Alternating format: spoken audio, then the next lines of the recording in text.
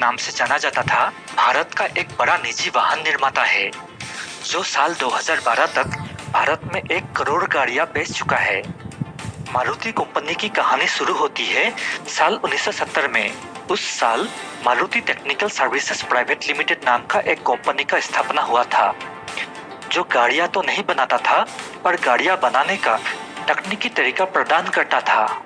इसके 1 साल बाद उस समय के प्रधानमंत्री इंदिरा गांधी के मंत्रिमंडल ने प्रस्ताव रखा कि भारत के लोगों के लिए एक गाड़ी का निर्माण किया जाए जो कोई भी मिडिल क्लास लोग अफोर्ड कर सके, क्योंकि उस समय सिर्फ हिंदुस्तान एम्बेसडर और प्रीमियर पद्मिनी गाड़ियां ही था भारत में जो हर कोई अफोर्ड नहीं कर सकता था। मंत्रिमंडल के प्रस्ताव के बाद जून 1971 में मारुति मोटर्स लिमिटेड नाम का एक कंपनी खोला गया और उसमें संजय गांधी मैनेजिंग डायरेक्टर बने। उनको सरकार ने गाड़ियां बनाने का कॉन्ट्रैक्ट भी दे दिया, लेकिन संजय गांधी जी को इस मामले में कोई भी अनुभव नहीं था। साथ में वो राजनीति में ज्यादा जुड़े रहे और इसीलिए इस कंपनी से एक भी गाड़ी निर्माण नहीं हुआ। सिर्फ एक प्रोटोटाइप गाड़ी का निर्माण किया गया था। काफी लोगों ने इस मामले को करप्शन बताया, लेकिन संजय गांधी ने विदेशी कार कंपनी वॉल्क्सवैगन के साथ बातचीत की थी सहायता के लिए, लेकिन ऐसा हुआ नहीं। इसके बाद 23 जून 1980 को संजय गांधी एक विमान दुर्घटना में मारे गए। उनके मौत के 1 साल बाद इंदिरा गांधी जी के आदेश में सरकार ने मारुति लिमिटेड कंपनी को बचाने के लिए एक सहयोगी या पार्टनर कंपनी का खोज करने लगे और इसी बीच मारुति उद्योग लिमिटेड का स्थापना किया गया। खोज करते हुए एक जापानीज कार कंपनी सुजुकी को संपर्क किया गया। जब सुजुकी कंपनी को पता चला कि भारत सरकार ने दूसरे कंपनी जैसे वॉल्क्सवैगन को भी संपर्क किया था, तो वॉल्क्सवैगन कंपनी से आगे रहने के लिए सुजुकी ने मारुति के साथ पार्टनरशिप करना उचित समझा। साल 1982 को भारत के मारुति उद्योग लिमिटेड और जापान के सुजुकी ने एग्रीमेंट और लाइसेंस पर साइन किया और ऐसे दोनों कंपनी पार्टनर बनके मारुति सुजुकी बने। पहले तो मारुति सुजुकी सिर्फ गाड़ियों का इंपोर्टर थे। पहला 2 साल इस कंपनी ने जापान से 40,000 सुजुकी गाड़ियां इंपोर्ट किया। इसके बाद 1983 में भारत में गाड़ियां निर्माण शुरू हुआ और पहला निर्माण होने वाला गाड़ी था भारत का सबसे पॉपुलर गाड़ी मारुति 800, जो जापान के SS80 सुजुकी ऑल्टो गाड़ी के ऊपर आधारित था। उस समय मारुति 800 का कीमत था सिर्फ 53,000 रुपीज और पहला मारुति 800 गाड़ी को खरीदकर मारुति 800 गाड़ी का पहला मालिक बने थे मिस्टर हरपाल सिंह, जिनको खुद प्रधानमंत्री इंदिरा गांधी ने गाड़ी की चाबी सौंपा था। साल 1984 में दूसरा मॉडल मारुति भान रिलीज हुआ। 1 साल बाद जिप्सी रिलीज हुआ। 1989 को भारत का पहला सेडान गाड़ी मारुति 1000 या एस्टीम रिलीज हुआ।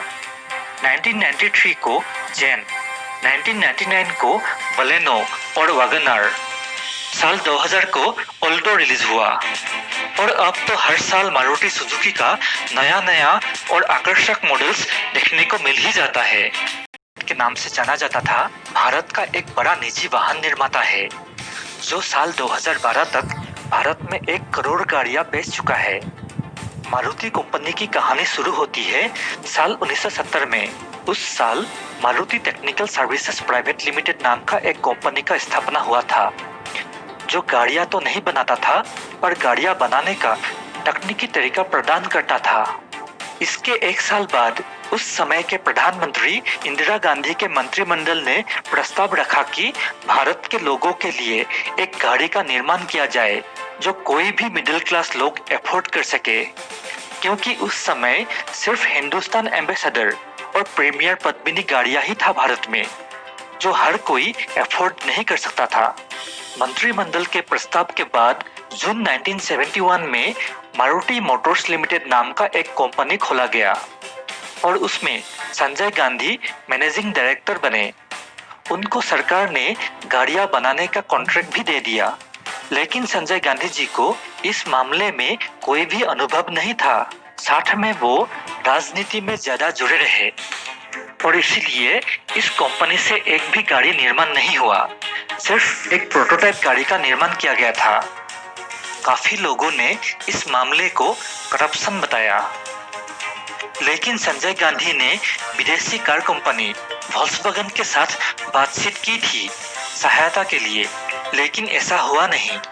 इसके बाद 23 जून 1980 को संजय गांधी एक विमान दुर्घटना में मारे गए। उनके मौत के एक साल बाद इंदिरा गांधी जी के आदेश में सरकार ने मारुति लिमिटेड कंपनी को बचाने के लिए एक सहयोगी या पार्टनर कंपनी का खोज करने लगे और इसी बीच मारुति उद्योग लिमिटेड का स्थापना किया गया।